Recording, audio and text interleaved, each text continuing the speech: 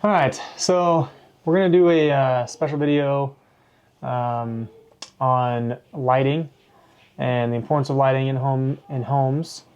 And I brought my beautiful wife, who happens to be a stager and um, interior decorator. Um, she's had a passion for it for quite some time now, and she does a really good job with all of that and keeping up with trends and fads and all the things. So, um, anyways, uh, we I guess the biggest thing on the I'll bring the real estate perspective side, and then Carly's gonna bring in a lot of the what's in, what makes sense, what makes it look good, and all of that aspect of it. So as far as the real estate side goes, whether you're selling your home or just improving your home, there's a lot of value added in lighting. They say the two biggest things that can increase your home value or prep your house for sale without breaking the bank and just redoing your kitchen is lighting and paint. And guess what the number two thing we're going to talk about is going to be paint. So stay tuned for that.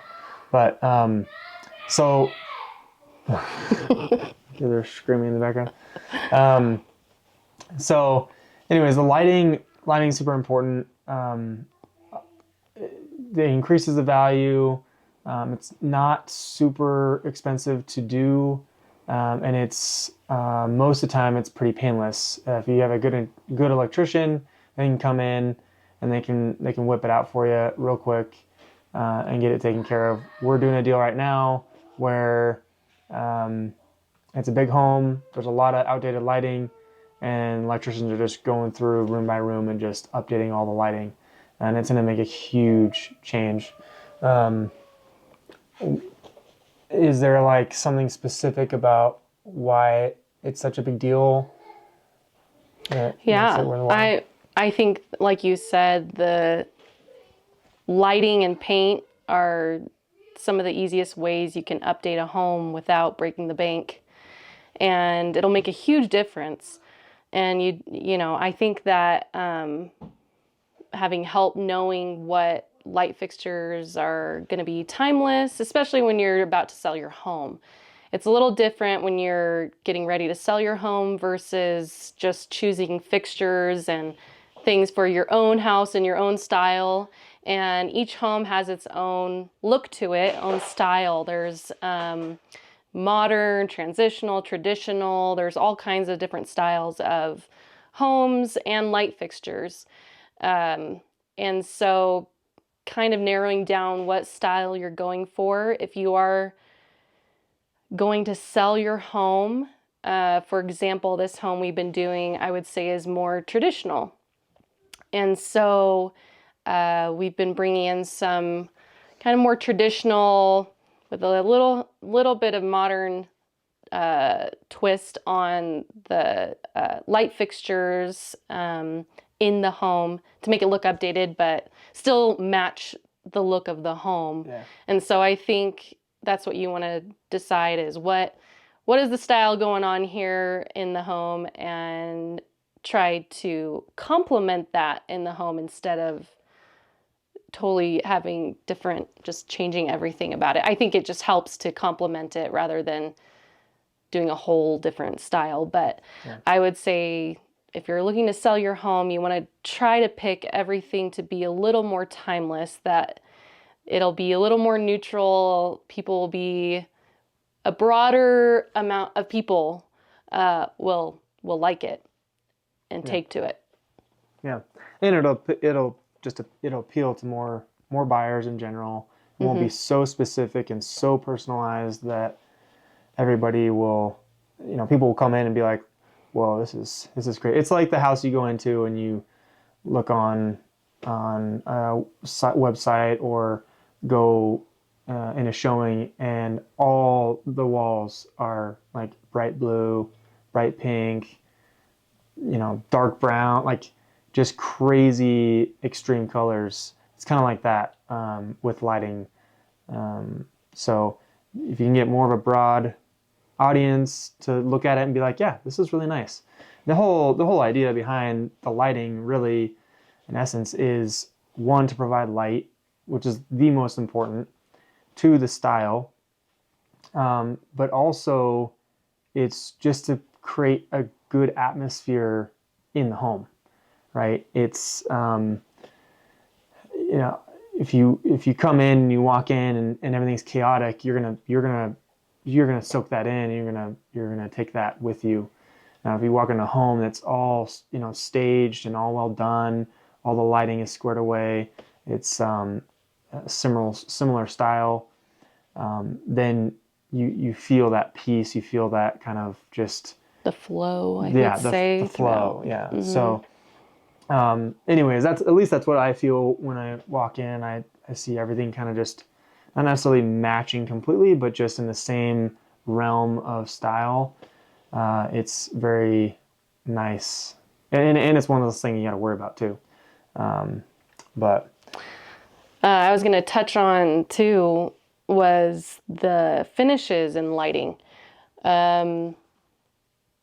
They say that you can mix metals in your throughout your home, meaning the finishes and the fixtures, lighting, hardware that you're using, hardware on your doors, the hinges, cabinets, all those things. You can mix them, but it needs to be done in a way kind of carefully, I would say. I think having too many fixture colors can be too busy. distracting. A little distracting, maybe. But I don't think it's, I think you can get away with mixing a couple metals, but generally, I think with, all the lighting, trying to make it one finish or the same kind of finish. For example, you could pick anything, like a matte black for lighting. You could also pair that with some glass fixtures. There's, for a more modern look, there's the black fixtures and there's gold hardware, and there's, black and gold kind of go together. That's a little bit more of a modern look. But I would say more timeless would be trying to stick to the neutral colors, the things that would be more timeless, instead of some bright colors. There's been a turn towards more natural looking lighting, like using natural material. Wood, yeah. Yeah, like wood and kind of interesting fabric and things like that. But if you're going to try to go the timeless route, I would say probably like a nickel, or I've heard that they're coming back to chrome and silver. So it's just interesting. You might want to look those things up and the different types of finishes that go well with your home and what goes with your hardware and your knobs and things, and try to keep some of that same finish throughout your home. It makes it flow more nicely. It feels, it kind of has that flow throughout the home. Yeah. And there's different kinds of lighting you can do as well. Yeah. Like the can lights and stuff, right? Yeah. Yeah. So, can lights. Well lit home shows that you have nothing to hide. Yeah. Yeah. No, for sure. And just be able to see stuff. Well, yeah, that too. I had another home that didn't have any can lights, didn't have any like ceiling lighting, and in a lot of the rooms, and because of my background, I helped them out and went in and added some can lights for them, and family member, and it was just it's a world of difference that it makes having just the extra added light. And each one of those can lights, they're flush mount. They're kind of retrofit, like after the fact, after the home is built, obviously. And each one of those things is like 600 to 800 lumens, and you put 4 in a room, and I mean that's a lot of light that's being projected down. One of the things I would mention is because LED is so bright, and because you want so much light during certain times of the day and for certain occasions, it is nice to have a dimmer on the switch. We put we put can lights in our kitchen. We put 6 in our little kitchen in our last house. In the last house, yeah, And we did. it was like, We put it in and blinding. I think we were a little surprised was by how blinding. bright it was. And So so we fixed added that mistake this time. we added the dimmer, and that fixed it. So we ended up running at about 75%, and most of the time, because it was probably too many lights, but better to have more light than not enough. You know, always dim it down. So a lot of the LED, like I'd say probably 90% of the LED lights out there on the market are probably dimmable. Some of the specialty lights may not be, but it just says it on the container in the box. So, you know, statement fixtures are another one that's important that I have on my list.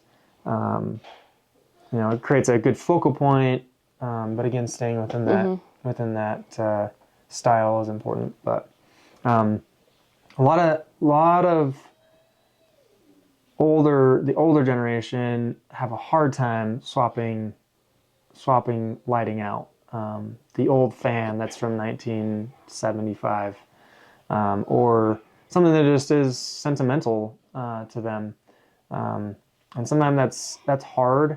But the hardest thing about selling your house is you have to kind of depersonalize it, and that's a huge part of selling your home. But and so that can be difficult with lighting as well.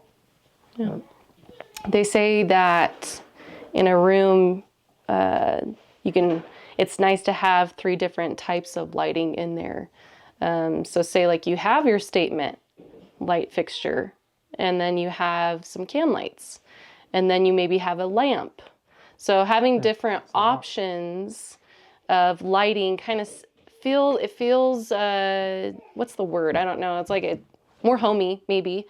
But the fact that it gives you different options is, say like you have a lot of people over and you got you need a well-lit room, you got the can lights to give some interest, you have that statement piece, but in the evenings you may not want some bright light going on, so it's kind of nice to have the lamp and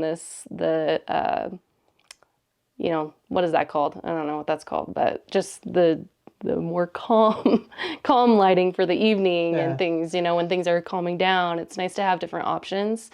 And that's just kind of a general rule of thumb, I would say, as you think about lighting in your home and your rooms, and which rooms, say like you have a seating area, maybe have a lamp there, just have different lighting options. There's also cabinet lighting, shelf lighting, kind of the spotlight type lighting. So there's options out there. I think the new thing that's going to be big is under cabinet lighting. Yeah, I think it looks so good I think on all the houses that I've seen that have it. It looks so good. But it's not like talked about a lot, and you don't see it a ton. Yeah, you don't see it a ton. I have seen it, but it isn't as common, I would say. Because they don't wire but for I it. think I don't think they wire for it. Yeah. And so they don't have like a wire set up for it for power. So it either has to be battery, and then you got to deal with the batteries and all that. But realistically, LEDs, they use so little power that the batteries probably would last quite a while. But I want to get some for ours, but I want to get one that's rechargeable. That would be nice. Not having to swap out AAAs and AA's all the time. But yeah, it's definitely a plus for sure. Yeah. Anything else?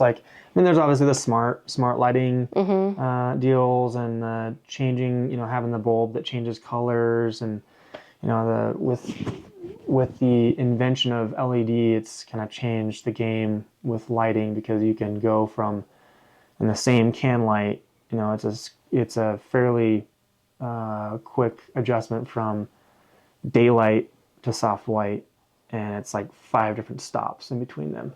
And so that's rated, that's just so, it's called Kelvin. So it's a temperature, color temperature, but it's measured in Kelvin. I don't know why. I didn't invent it, so a weird name, but yeah, you typically have like 2700 is like a soft white, and you have 5000, which is daylight. We're using all these lights for this is 5000, and usually it's pretty bright. It's very bright, but the soft white you know, soft being the name, it's a softer light. It's can still be bright, but it's a lot more Not as much calming. There's less blue in it, and I think the blue kind of wakes you up, kind of keeps you. I don't know. It's more calming when you have that soft, more orangey light. So more orangey yellow, I think. But anyways, I don't know. I think if I were trying to switch out my lighting in my home and I didn't know really where to start, I think I would take room by room and understand the purpose of that room first, and say, you know, so first you got the kitchen. That's obviously a really important room to everybody. I spend a lot of time in the kitchen with family and whatever it is, right? And so thinking about what you do in that room, the purpose of that room, where you might need actual lighting, and deciding from there what would benefit you with as far as lighting goes in that room, the purpose of that room. And then you go to the next room, you know, a bedroom. What do you need in that bedroom? You know, you got a fan light, or you've got a statement light, and then maybe some lamps. And then you go to a dining room, you've got a nice chandelier maybe. You just kind of think room by room, what is the purpose and what am I trying to accomplish here? Because lighting is functional, but it also can make a statement, you know? So think first of the function of that room maybe, and then bring in, well, how can I kind of dress that up a little bit or make it just nice and flow with the rest of the home? That's how I would look at that. So Yeah. I think that's about it. Thanks for watching. Hope you learned something. Stay tuned. We're gonna do a lot more videos like this. Thanks for coming on and helping me. you're welcome. She'll be on quite a few more videos. She hates it. She hates it. Yeah, on video. She loves sharing the important stuff, but I'll do it for you, but It hits being recorded. I don't like being recorded. I don't like it either. I'm usually behind the camera. But anyway, but like and subscribe to the video if you enjoyed it. But follow along for more stuff. House improvement, house selling, tips and tricks, all things real estate.